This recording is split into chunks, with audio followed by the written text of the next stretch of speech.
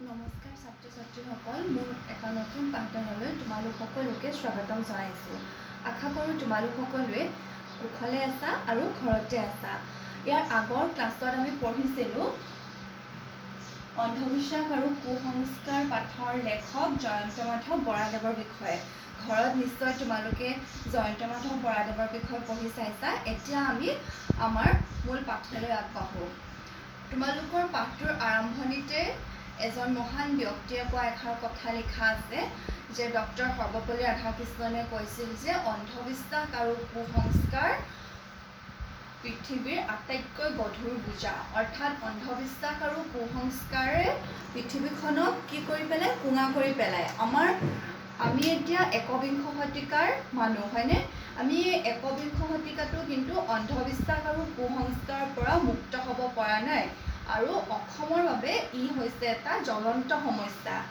মাটি প্ৰদূষণ, বায়ু প্ৰদূষণ, শব্দ প্ৰদূষণে যিদৰে আমাৰ পৰিৱেশ বিনষ্ট কৰে, ঠিক সেইদৰে অন্ধবিশ্বাস আৰু কুসংস্কাৰেও আমাৰ মানৱ জাতিক ধ্বংস কৰে। মানুহৰ মাজত প্ৰেম, মানৱতা, ভাতৃত্ববোধ এই সকলোবোৰক ধ্বংস কৰে। গতিকে আমিয়ে চেষ্টা কৰিব লাগিব যাতে আমি অন্ধবিশ্বাস আৰু কুসংস্কাৰৰ পৰা আমাৰ সমাজখনক মুক্ত কৰিব পাৰোঁ, হয়নে?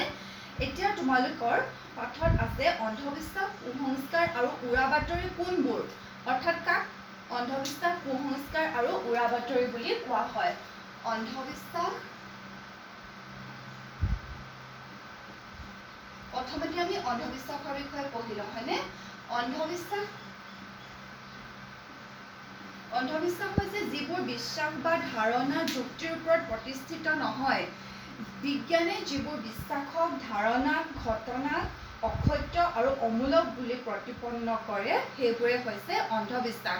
অৰ্থাৎ যিবোৰ ঘটনাৰ কোনো বৈজ্ঞানিক যুক্তি নাথাকে সেইবোৰে হৈছে অন্ধবিশ্বাস। আমি যিবোৰ অন্ধভাৱে মানি লওঁ তাৰ কোনো যুক্তি নাই, এনেই মানিব লাগে আৰু মানি থওঁ, সেইটোৱে হৈছে অন্ধবিশ্বাস। তাৰ পাছতে আহিলে তোমাৰ কুসংস্কাৰ।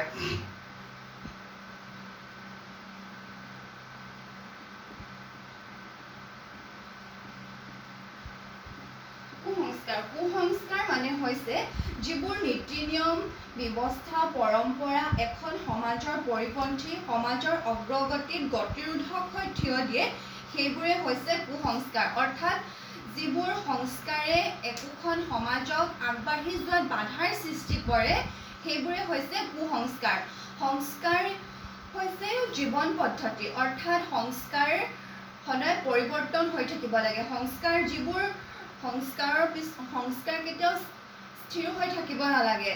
গতিকে যিবোৰ সভ্যতাক নতুন নতুন চিন্তাৰে মানুহে নতুন নতুন কৰ্ম কৰিব পাৰে তেনে সংস্কাৰহে আমি গ্ৰহণ কৰা উচিত। গতিকে আমি কুসংস্কাৰসমূহ সদায় বৰ্জন কৰিব লাগে। কুসংস্কাৰে মানুহৰ মনত কলুষিত ভাৱ জগাই তোলে। তাৰ পাছতে আহিলে তোমাৰ উৰা বাতৰি।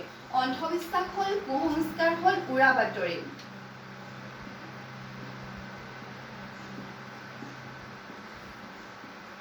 যিবোৰ বাতৰি সত্যৰ ওপৰত প্ৰতিষ্ঠিত নহয় অথচ অজ্ঞাতৰ কাৰণে মানুহক উত্তেজিত কৰি তুলিবৰ বাবে বা উদ্দেশ্য প্ৰণোদিতভাৱে প্ৰচাৰ কৰা হয় আৰু চিন্তাশূন্য, বিবেকশূন্য কিছু লোকে সেই বাতৰিত সত্য বুলি বিশ্বাসো কৰে, সেয়াই হৈছে উৰা বাতৰি। অৰ্থাৎ যিবোৰ বাতৰি সত্যৰ ওপৰত প্ৰতিষ্ঠিত নহয়, যিবোৰ বাতৰিত কোনো ধৰণৰ, এতিয়া আমি বৰ্তমান পৰিস্থিতিৰ কথাতে ক'ব পাৰোঁ। বৰ্তমান পৰিস্থিতিৰ সময়ত বহুতে কৈ আছে যে কৰোণাৰ ভেকচিন ল'লে অমুক হয়, তমুক হয়, কৰোণাৰ ভেকচিন ল'লে 2 বছৰৰ ভিতৰত মানুহৰ মৃত্যুৰ মুখত পৰে। এইবোৰ হৈছে উৰা বাতৰি। ইয়াৰ কোনো সত্যতা নাই, মানুহৰ মুখে মুখে চলি আহিছে। গতিকে এইবোৰে কি কৰে, মানুহক উদ্দেশ্য প্ৰণোদিতভাৱে মানুহৰ ওপৰত প্ৰয়োগ কৰে। কিছুমান এচাম দুষ্ট লোকে এই উৰা বাতৰিসমূহ প্ৰচাৰ কৰে।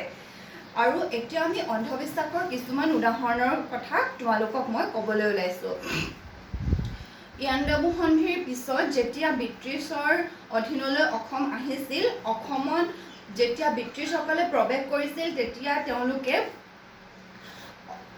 অসমৰ জলবায়ুৰ লগত লগ হ'বলৈ তেওঁলোকৰ কিছু সময় লাগিছিল, কাৰণ আমাৰো সময় লাগিব। নতুন এখন ঠাইলৈ গ'লে আমি যেতিয়া এটা নতুন বতৰ পাম, নতুন জলবায়ু পাম, তেতিয়া আমাৰো বেমাৰ আজাৰ হোৱাটো স্বাভাৱিক।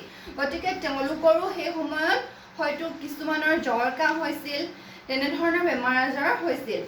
কিন্তু মানুহে সেইবোৰ কি বুলি প্ৰচাৰ কৰিছিল? সেইবোৰ ব্ৰিটিছে অসমত আনি মহামাৰী ৰোগ মেলিলে বুলি প্ৰচাৰ হৈছিল। গতিকে এইবোৰ হৈছে অন্ধবিশ্বাস। তোমালোকে হয়তো ডাইনী হত্যাৰ কথা শুনি আহিছা। ডাইনী হত্যাই কিছুমান বেমাৰ ঔষধ খালেও মানুহৰ ভাল নহয়, বা ডক্তৰী চিকিৎসা কিছুমান গ্ৰাম্য অঞ্চলত এতিয়াও দেখা যায় যে কিছুমানে ডক্তৰৰ চিকিৎসা নকৰাকৈ জৰা ফুকা বা বেজৰ সহায় লৈ চিকিৎসা কৰি থাকে, যাৰ ফলত বেমাৰটো ভাল নহয় আৰু তাক তেওঁলোকে কি বুলি আখ্যা দিয়ে? ডাইনী বুলি আখ্যা দিয়ে।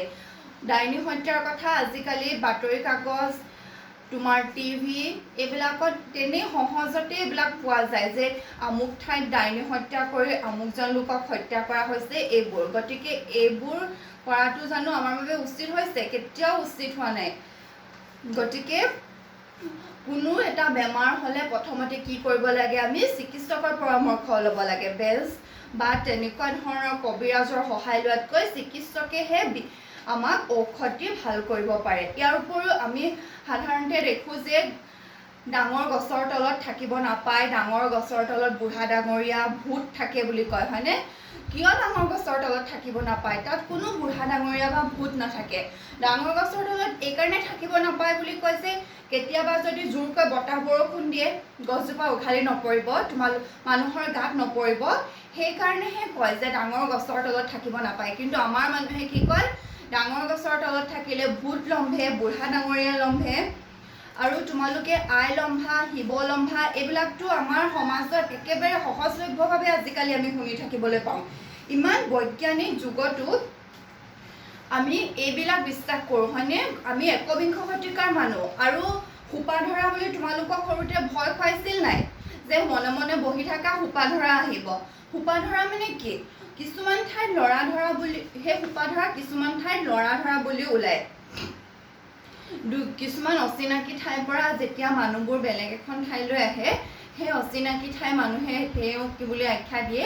সোপা ধৰা বুলি আখ্যা দিয়ে। আৰু সেই সোপা ধৰাই মানুহ সৰু ল'ৰা ছোৱালী ধৰি লৈ যাব বুলি সৰু ল'ৰা ছোৱালীক ভয় খুৱায়। আচলতে তেনেকুৱা ধৰণৰ কোনো কথা নহয়। অচিনাকি মানুহে দিয়া মৰ্টন খাব নালাগে বা অচিনাকি মানুহে দিয়া চকলেট খাব নালাগে বুলি যেতিয়া ঘৰত শিকায়, কিয় শিকায়?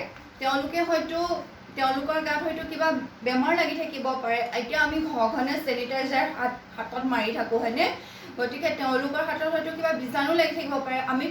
তোমালোকতো সৰু ল'ৰা ছোৱালী, মৰ্টনটো ল'বা, পটককৈ পেকেটটো মুখত খুলি ফালি দিবা, হয়নে? মুখত পেকেটটো লৈ যাবা। গতিকে বীজাণুটো ক'লে গ'ল তোমাৰ পেটলৈ গ'ল। গতিকে এইবোৰৰ পৰা আমি সাৱধান হৈ থাকিব লাগে। বৈজ্ঞানিক ভিত্তি আচলতে এইবোৰ। আৰু এটা কথা কওঁ, তোমালোকৰ মানুহে মানুহৰ শত্ৰু। এইবিলাক অন্ধবিশ্বাস, কুসংস্কাৰ, উৰা বাতৰি এইবোৰ কোনে প্ৰচাৰ কৰে? মানুহেই প্ৰচাৰ কৰে। আৰু কোনে বিশ্বাস কৰে? মানুহেই বিশ্বাস কৰে। ইমান বৈজ্ঞানিক যুগতো যেতিয়া আমি এইবিলাক বিশ্বাস কৰিবলৈ আৰম্ভ কৰোঁ, তেতিয়া জানো আমাৰ সমাজখন আগবাঢ়িব পাৰিব? কেতিয়াও নোৱাৰে। তোমালোকৰ পাঠত প্ৰথমতে লিখা আছে যে অসমৰ বাবে এইটো এটা জ্বলন্ত সমস্যা। অসমত এতিয়াও অন্ধবিশ্বাস, কুসংস্কাৰ আৰু উৰা বাতৰিৰ পৰা মানুহ মুক্ত হ'ব পৰা নাই। গতিকে আমি কি কৰিব লাগিব? ইয়াৰ বাবে গাঁৱৰ ৰাইজক বা মানুহক সজাগ কৰিব লাগিব, যাতে এইবিলাক কোনো কথা নহয়, সকলো বিজ্ঞানৰ ওপৰত নিৰ্ভৰশীল। ইয়াৰ পিছত তোমালোকক অন্ধবিশ্বাস আৰু কুসংস্কাৰৰ কাৰণসমূহ মই পঢ়াই দিম। গতিকে আজি হয়তো মই যিখিনি বুজালোঁ তোমালোকে বুজি পালা বুলি মই আশা কৰিলোঁ। গতিকে আজিলৈ আহিছোঁ। নমস্কাৰ।